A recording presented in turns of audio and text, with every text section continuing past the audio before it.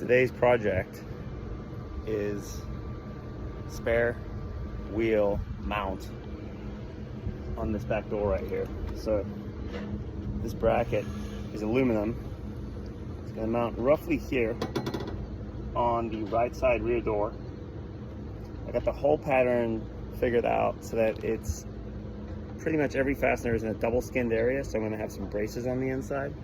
And then I have these pads that are made out of king starboard that will sit on the sheet metal top and bottom to spread the load out so that we don't have any oil canning effect going on the door here. So I'm gonna open this up here and remove the inner panel and start getting ready to make some holes. So this inner skin here removes really easily. There's just a series of little self-tapping screws with little snap-off covers. Be careful when you pop the covers off because they go flying and are really hard to find. And so that exposes the inside of the door here. You can see how this is going to fit on the outside. I actually initially designed it, it's going to sit roughly here. I initially designed this because I thought I was going to through bolt and hit this hole pattern, but then I realized that with the trim in place, the nuts over here would interfere, and so I don't want those to show. So I'm actually going to just through bolt it through to the single skin here and then make a little doubler so that this space is filled on the inside here. And so the bolts will be extra long, there'll be a doubler on there, and so if the skin tries to oil can with the weight of the tire, it will be supported by both sides of the wall. So yeah, fairly simple, I hope. We'll see, and we'll get going here. Okay, so before I drill my first hole, I did pull out this bottom insulation. It literally just slides out, and then I bunched this one up from side to side just to give me access to where I'm going to be drilling, and gives me nice clean access. Plenty of room back here, plenty of room down here, nothing I'm going to hit down there. Nice thing I think about the way I've designed this is all the holes are quite far outboard, so toward the edges of the door, where the skin meets the sidewalls here, so there's much less room for flex or what I call oil canning. So I'm going to drill my first hole right down here. I'm actually going to drill the first one from the inside out, just so I have my location plan works out. Then I'm going to hang the bracket there and mark my other 3 holes and get ready to drill them. Okay, so I taped the door right where the frame sits so that I don't scratch up the paint, because that would not be ideal. And I did actually make one small scratch up here, but don't tell anyone. And then I drilled the first hole. My hole pattern for the frame was originally based on these, so I actually drilled from the inside out through this hole in the bottom corner here, that one. And so that popped out right here. Then when we hold the frame in place with the fastener, poke that through there.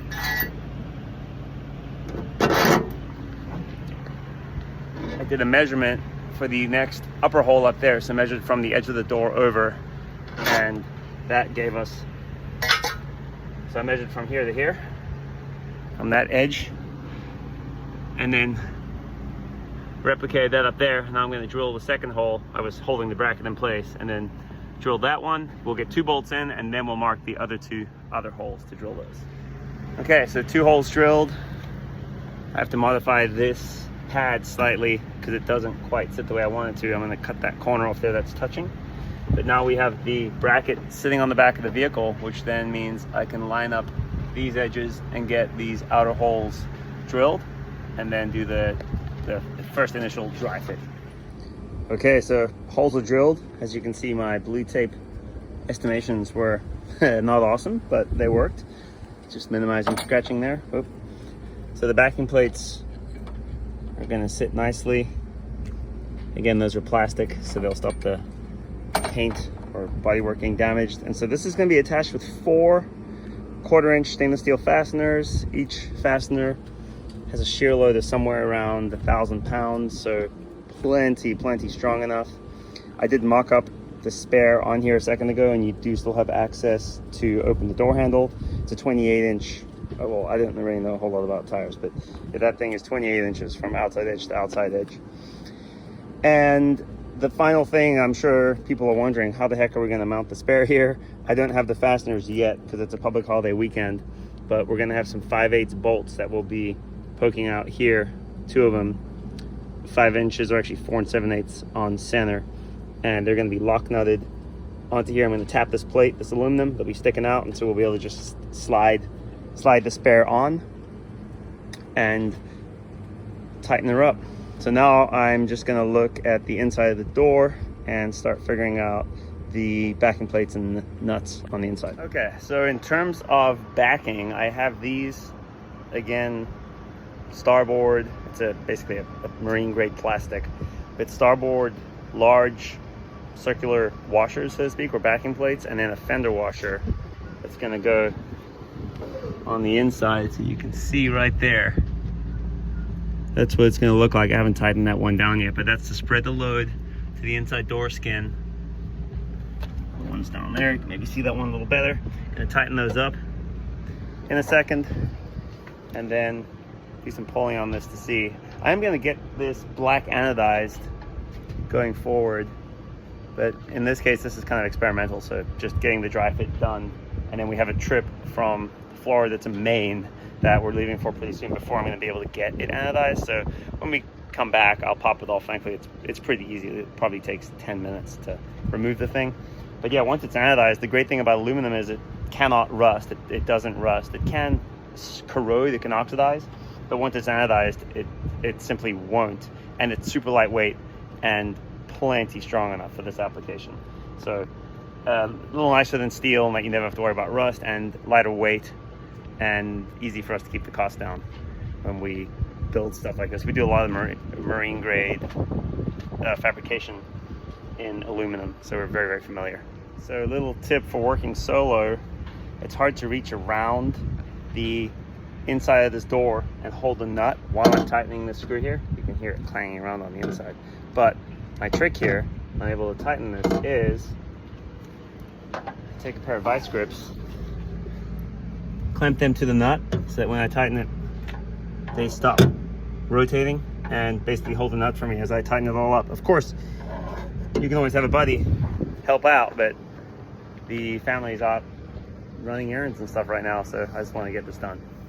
Okay, so initial through bolt dry fit is done. Very happy with the results. I can't show you on video because I'm filming this myself, but I just took my full body weight and jumped and kind of held myself on this thing, and door frame, or the skin, doesn't flex at all.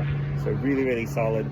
I was initially thinking I was going to do doublers on these inside portions here, so double up between the outer door skin and the inner door skin if it was moving a whole lot. So between these two, I was going to do a spacer so it would stop flexing, but it is so solid.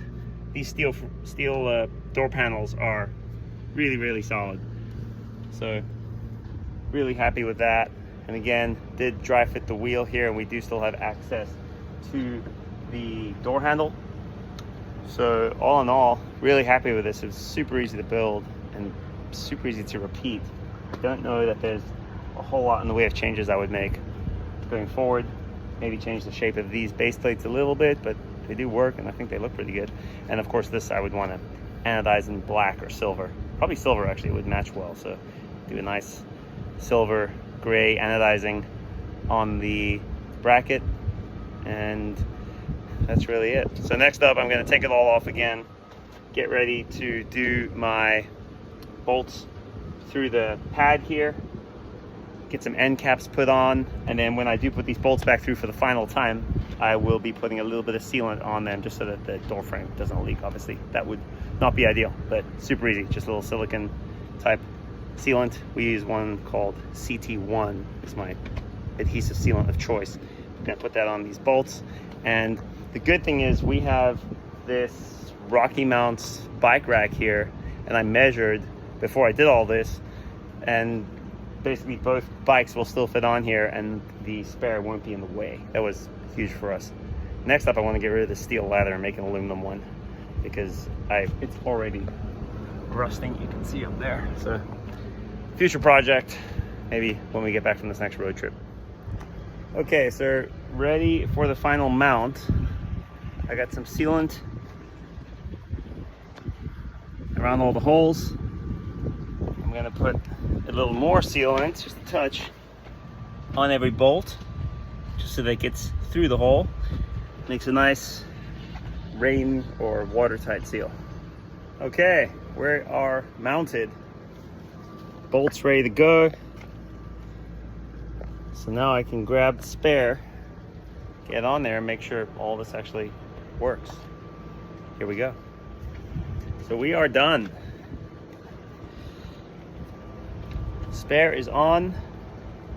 Just need to get the cover now. Fasteners are all tightened up.